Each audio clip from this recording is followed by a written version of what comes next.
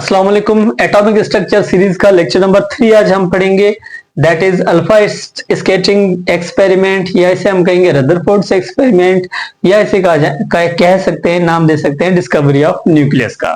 ठीक है, तो सबसे पहले के रदरफोर्ड ने ड्यूरिंग एन एक्सपेरिमेंट एक सेंटेंस बोला था, तो हम कहेंगे it was exciting moment that time for Rutherford, कि उसने कहा था कि it was as if you fired a 15-inch shell at a piece of tissue paper and it came back and hit you. यानी कि एक टिश्यू पेपर पर 15 inch की गोली हिट अगर आप शूट कर रहे हैं तो उसने वो जो है वो वापस आकर आपको लगी है। यानी कि it was astonishing moment for Rutherford that time, और पूरी साइंस की हिस्ट्री का ये जो है एक्साइटिंग मोमेंट था उस टाइम पर। ठीक है, तो सबसे पहले हम आते हैं इंट्रोडक्शन पर। In 1911 Ernest Rutherford perform an experiment and gave new model on of an atom. New model से का मतलब होता है कि उससे पहले भी कुछ मॉडल्स दिए गए थे और उनको जो है पूरी तरह ऑब्जर्व करने के लिए एक और मॉडल जो है वो इंट्रोड्यूस करवाया गया था रदरफोर्ड ने, to know the structure of an atom. ठीक है, he determined the position of electron and proton in an atom successfully. तो इसने जो है इलेक्ट्रॉन और प्रोटॉन की पोजीशन जो है सक्सेसफुली हमें बताई थी एक एटम के अंदर।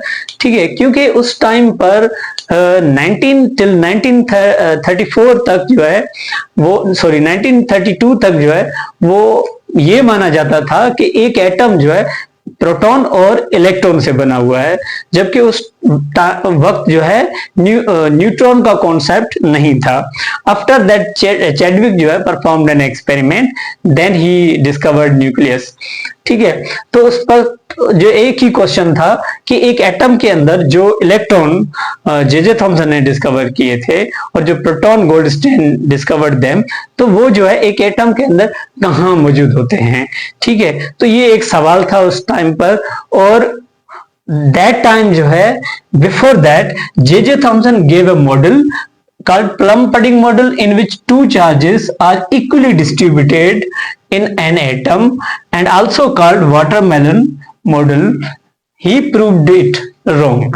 यानी कि उस टाइम पर जो जे थॉमसन ने एक मॉडल दिया था जिसे कहा जाता था प्लम पडिंग मॉडल या फिर वाटरमेलन मॉडल, तो उस वाटरमेलन मॉडल के मुताबिक जो है एटम के अंदर जो चार्जेस होते हैं वो इक्वली जो है वो डिस्ट्रीब्यूटेड होते हैं, कुछ इस तरह से।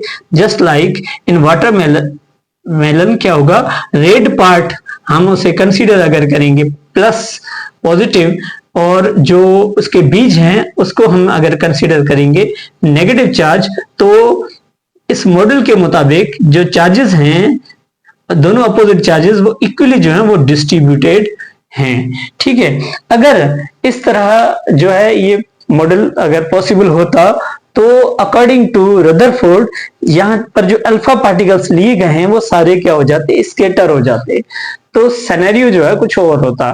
लेकिन रदरफोर्ड के एक्सपेरिमेंट के मुताबिक हम देखेंगे कि सबसे पहले इसका एक्सपेरिमेंटल सेटअप देख लेते हैं कि इसमें जो है एक लेड ब्लॉक लिया गया था और उसके अंदर एक रेडियो एक्टिव मटीरियल था। ही चूज्ड हम कहेंगे रेडियम एंड पोलोनियम। ठीक है, तो radium and polonium was considered to be as source of alpha particles. इनको जो है सोर्स ऑफ अल्फा पार्टिकल माना गया है। ठीक है, और जो लेड ब्लॉक लिया था वो इसलिए लिया था क्योंकि इस रेडियोएक्टिव मटेरियल में से निकलने वाले रेडिएशंस को जो है वो कंट्रोल किया जाए, और वो उसे कंट्रोल करने के लिए जो है लेड ब्लॉक इस तरह से लिया गया है। ठीक है, आफ्टर दैट तो हम जानेंगे अल्फा पार्टिकल्स यहां से एमिट हो रहे थे एफिशिएंटली। जो है इन ऐसे मटेरियल होते हैं रेडियोएक्टिव और पोलोनियम जिनमें से एफिशिएंटली ज्यादा अमाउंट में जो है अल्फा पार्टिकल्स एमिट होते हैं। That's why he choose these elements. ठीक है, तो सवाल ये था कि अल्फा पार्टिकल्स किसे कहेंगे।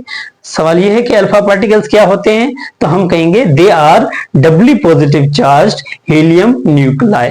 यानी कि ये दरअसल हीलियम न्यूक्लाई नहीं है, लेकिन इनके अंदर जो 2 प्रोटॉन और 2 न्यूट्रॉन होते हैं और इनका एटॉमिक नंबर जो 2 होगा और मास नंबर 4 होगा, और अगर एक हीलियम एटम में से इलेक्ट्रॉन दो नॉकआउट कर दिए जाएं तो जो बचेगा that will be helium nuclei. इसलिए जो है अल्फा पार्टिकल को हम कहेंगे they are helium nuclei, doubly positive charge helium nuclei कहेंगे। ठीक है, और जैसे doubly positive charge helium nuclei को जो है यहां से पास किया गया थ्रू ए स्लिट, तो स्लिट का काम है उस अल्फा पार्टिकल को एक जगह पर फोकस करना। ठीक है, और इसने लिया एक गोल्ड फॉइल। ठीक है, गोल्ड फॉइल और उसकी जो थिकनेस थी that was 0.0004 centimetre, very very thin जो है एक गोल्ड फॉइल लिया था। और सवाल यहां पर भी एक जनरेट होता है कि एक गोल्ड फॉइल क्यों लिया गया, तो हम कहेंगे कि जो गोल्ड की जो मेलेबिलिटी है वो ज्यादा होती है, इसलिए जो है ही टुक गोल्ड फॉइल हियर, और यहां पर जो है अल्फा पार्टिकल्स कुछ इस तरह से बम्बार्ड करवाए थे। ठीक है, देन जो है उस अल्फा पार्टिकल की बम्बार्डमेंट को ऑब्जर्व करने के लिए एक प्लेट ली गई जिसके ऊपर जो है जिंक सल्फाइड एक फ्लोरिसेंट मटेरियल जो है कोटेड था, और उसे कहा जाता है photographic plate, in order to detect the alpha particles that were they hit on gold foil.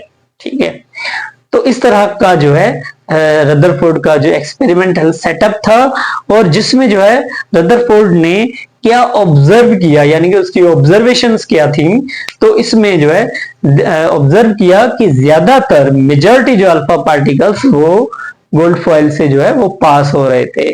तो हम इस गोल्ड फॉइल को एक एटम कंसीडर अगर करें तो उस एटम में से मेजॉरिटी अल्फा पार्टिकल्स जो हैं वो पास हो रहे थे।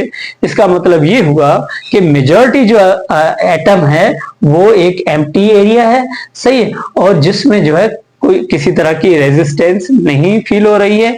ठीक है, और जो इलेक्ट्रॉन्स हैं वो इस जो एरिया है एक्स्ट्रा जो न्यूक्लियर एरिया जिसे हम कह सकते हैं उसमें जो है वो रिवॉल्व करते हैं, जस्ट लाइक सन के इर्द गिर्द प्लैनेट्स जो हैं वो रिवॉल्व करते हैं। इसलिए इस मॉडल को हम प्लेनेटरी मॉडल भी कहते हैं। ठीक है, और जो कुछ यानी कि फ्यू थाउजेंड्स में से कोई एक जो अल्फा पार्टिकल था वो जो है सर्टेन एंगल पर वो डिफ्लेक्ट हो रहा था, और मिलियन जो अल्फा पार्टिकल थे उनमें से कोई एक जो है यहाँ पर जो है बाउंस बैक हो रहा था। उस टाइम पर जो है जो रदरफोर्ड ने ये जुमला कहा था, ये सेंटेंस बोला था इन एन एक्साइटमेंट। ठीक है, देन जो है इस रदरफोर्ड ने इस ऑब्जर्वेशन में से जो है जो कंक्लूजन जो निकाला था वो ये था कि एक जो एटम है दरअसल वो इस तरह से जो उसमें इलेक्ट्रॉन्स और प्रोटॉन डिस्ट्रीब्यूटेड नहीं होते जिस तरह से जे थॉमसन ने हमें जो डिफाइन किया था इन प्लम बडिंग मॉडल। और उसने कहा कि एक एटम जो है उसके दो हिस्से होते हैं, एक एक्स्ट्रा न्यूक्लियर पार्ट जो कि एम्प्टी होगा और उसमें इलेक्ट्रॉन जो है वो रिवॉल्व करेंगे, और जो न्यूक्लियस होगा तो न्यूक्लियस को इस तरह से जो डिफाइन किया था रदरफोर्ड ने कि condensed area in which an atom contains positively charged particles in which whole mass of an atom resides, यानी कि जिसके अंदर जो है पूरा जो एटम का जो मैस है वो मौजूद होता है। तकरीबन जो है 99.94% जो मैस जो एक एटम का है वो एक न्यूक्लियस के अंदर होता है। एक फॉर सपोज ले लेते हैं कि हम एक एटम को एक खाली कमरा कंसीडर करें, उसमें बहुत ही स्मॉल जो एरिया होगा बीच में अगर ले लें very small area as compare to that room whole empty room, तो हम कहेंगे that is actually a nucleus. और फॉर एग्जांपल अगर सारे न्यूक्लियस एटम्स में से निकालकर एक इतना कैप जितना जो है मैस अगर उसका ले लेते हैं हम, ठीक है, तो इसका इतना इन्फिनिटी मैस हो जाएगा कि जो इसे अगर छोड़ने पर जो है वो जो अर्थ का ग्लोब है उसके अपोजिट पर जाकर निकलेगा between the earth with in the earth जो है, और वो इस तरह से जो है वो वाइब्रेट करता रहेगा। तो हम कह सकते हैं कि whole mass of an atom that is present in the nucleus. तो उसने जो है उस वक्त जो है सिर्फ हमारे पास प्रोटॉन का कॉन्सेप्ट था, लेकिन थोड़ा बहुत क्लू जो है हमें दे दिया था रदरफोर्ड ने, और यहाँ पर जो है इसको ZE के नाम से ZE बताया था न्यूक्लियस को, न्यूक्लियर चार्ज को। ठीक है, यानी कि जितने इसमें बताया कि प्रोटॉन्स ज्यादा होंगे तो न्यूक्लियर चार्ज जो है वो उतना ज्यादा होगा। This is effective nuclear charge, इसको हम जो है वो इफेक्टिव न्यूक्लियर चार्ज जो है वो कहेंगे। ठीक है, ये आगे हम डिस्कस करेंगे ये इफेक्टिव न्यूक्लियर चार्ज क्या होता है। ठीक है, बहरहाल इस तरह से जो है वो न्यूक्लियस को जो है डिफाइन किया था रदरफोर्ड ने, तो इसलिए हम कहेंगे this was actually a discovery of nucleus. Defects of Rutherford's atomic model. तो रदरफोर्ड एटॉमिक मॉडल के कौन से डिफेक्ट्स हैं, ठीक है, आगे जाकर कुछ ऐसे पॉइंट्स हमें मिले जो कि ऑब्जर्वेशन के हिसाब से जो है वो डिफरेंट आ रहे थे as compare to practical work. तो इसमें जो सबसे पहला पॉइंट है वो है स्टेबिलिटी ऑफ एन एटम, यानी कि he could not explain stability of an atom.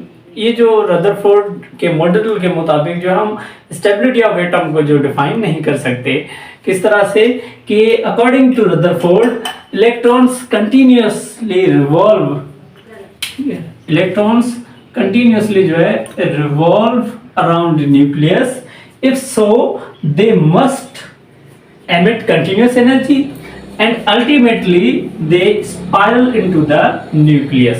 यानी कि रदरफोर्ड के मुताबिक अगर इलेक्ट्रॉन जो है वो कंटिन्यूअसली जो है न्यूक्लियस के चारों तरफ रिवॉल्व कर रहे हैं continuously, they must emit energy and ultimately they must spiral into the nucleus and atoms become highly unstable.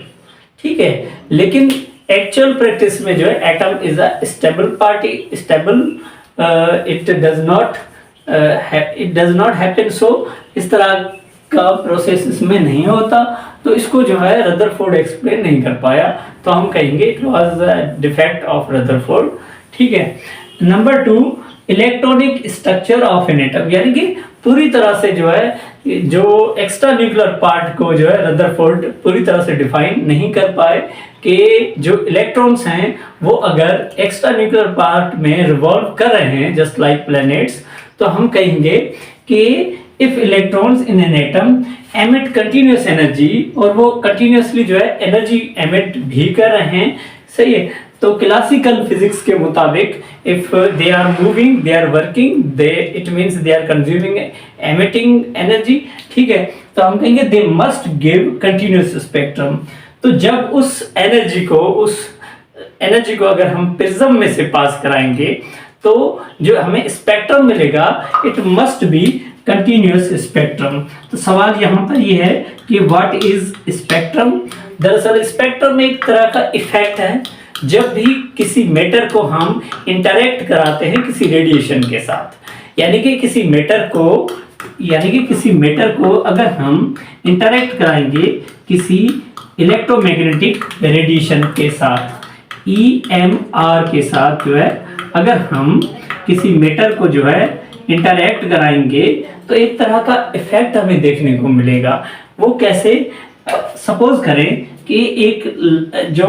करें कि हम जो है इस मैटर को क्या करेंगे, एक्साइट कर लेते हैं।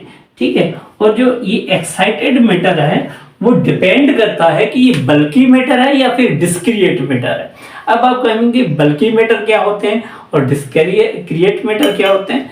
दरअसल जो है बल्की मैटर का मतलब ये हुआ कि वो मैसिव है ज़्यादा, ठीक है, और उनके जो एटम्स हैं वो एक तरह से जो है जुड़े हुए हैं, जो कि टाइटली बाउंड हम कह सकते हैं, या फिर वो मैसिवली जो है जुड़े हुए हैं। ठीक है, चाहे वो प्लाज्मा स्टेट हो या फिर सॉलिड स्टेट हो। ठीक है, सपोज करें कि एक लोहा है, अगर उसे हम गर्म करेंगे तो अल्टीमेटली वो जो है रेड हो जाएगा और एक्स्ट्रा हीट करने पर वो वाइट हो जाएगा। ठीक है, तो सपोज करें कुछ एग्जांपल हम ले लेते हैं, पहले स्पेक्ट्रम और कंटिन्यूअस लाइन स्पेक्ट्रम को समझ लेते हैं। ठीक है, तो हम कहेंगे कि सपोज करें कि एक बल्की मैटर हमने लिया है और उसको जो है हमने किया है एक्साइट।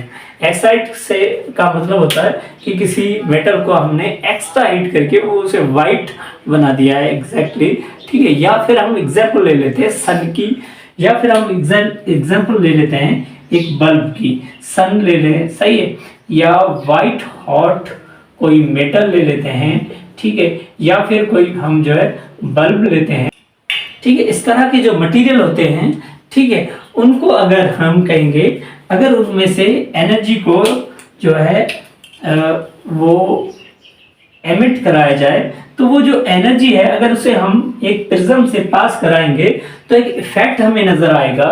इफेक्ट किस वजह से नजर आए, बिकॉज और एक इफेक्ट नजर आएगा और उसमें क्या होगा, जो भी फ्रीक्वेंसीज होंगी वाइट लाइट की वो जो है वो मिक्स्ड होंगी, यानी कि उन फ्रीक्वेंसीज को हम जो है वो सेपरेट नहीं कर सकते, क्लियर लाइन नहीं होती, तो हम कहेंगे this is a continuous spectrum. तो हम कहेंगे स्पेक्ट्रम में एक बैंड होता है कलर्स का, अगर हम कंटिन्यूअस स्पेक्ट्रम की बात करें तो एक बैंड कलर का होगा जो एक दूसरे के साथ मिक्स्ड होते हैं, ठीक है। और ये तब हमें ऑब्जर्व में आएगा जब किसी व्हाइट लाइट को जो है हम प्रिज्म से गुजारेंगे और वो व्हाइट लाइट किसी बल्की मैटर से जो है वो आ रही होगी, ठीक है। तो रदरफोर्ड के मुताबिक जो है ऐसे जो एटम्स होते हैं वो कंटिन्यूअस एनर्जी जो एमिट कर रहे होते हैं, ठीक है। तो जो स्पेक्ट्रम हमें नजर आएगा वो भी कौन सा होना चाहिए, कंटिन्यूअस होना चाहिए। लेकिन इन एक्चुअल प्रैक्टिस जो स्पेक्ट्रम हमें नजर आ रहा था वो दरअसल जो है वो लाइन स्पेक्ट्रम था। और लाइन स्पेक्ट्रम को ऑब्जर्व करने के लिए हम किसी गैस को डिस्चार्ज ट्यूब में एनक्लोज करेंगे, उसमें इलेक्ट्रोड को बैटरी से कनेक्ट करेंगे और मैटर को एक्साइट करेंगे। तो इस कंडीशन में भी मैटर को हमने क्या किया, एक्साइट किया है, लेकिन ये जो मैटर है दैट इज नॉट बल्कि that is actually discrete matter है, ठीक है।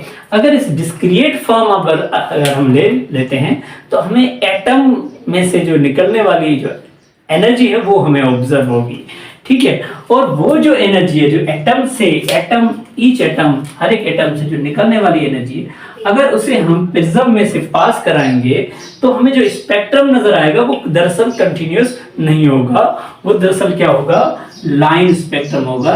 Means we will observe certain lines और for each element there would be different lines, और इस तरह के बैंड ऑफ लाइंस को जो है वो कहा जाता है लाइन स्पेक्ट्रम। तो देखिए अकॉर्डिंग टू रदरफोर्ड जो है वो स्पेक्ट्रम आना चाहिए, वो कंटिन्यूअस होना चाहिए, ठीक है। बट जो इसमें जो है कंटिन्यूअस स्पेक्ट्रम नहीं आ रहा था, ठीक है। In actual practice that was actually line spectrum आ रहा था, ऑब्जर्व तो हो रहा था, और इस लाइन स्पेक्ट्रम को रदरफोर्ड एक्सप्लेन नहीं कर पाया। यानी कि हम कह सकते हैं could not explain the electronic structure of an atom, कि उसमें किस तरह से इलेक्ट्रॉन रिजाइड कर रहे हैं। ये तो उसने बता दिया था कि जो इलेक्ट्रॉन्स हैं वो एक्स्ट्रा न्यूक्लियर पार्ट में रिवॉल्व करते हैं, लेकिन उनका बिहेवियर क्या होगा, वो किस तरह से रिवॉल्व करते हैं, उनकी स्टेबिलिटी, वो किस तरह से वो एटम के अंदर स्टेबल हैं, ठीक है। तो वो चीजें जो है रदरफोर्ड नहीं बयान कर पाया। और आगे हम जो है एक मॉडल पढ़ेंगे जिसे जो है कहा जाता है नील बोहर एटॉमिक मॉडल, ठीक है। तो उसमें जो है नील बोहर ने पूरी तरह से लाइन स्पेक्ट्रम को जो है एक्सप्लेन किया है, और ये हमें बताया कि जो इलेक्ट्रॉन्स होते हैं वो एक्स्ट्रा न्यूक्लियर पार्ट में वो किस तरह से वो रिजाइड करते हैं। And he was an student of Rutherford, ठीक है।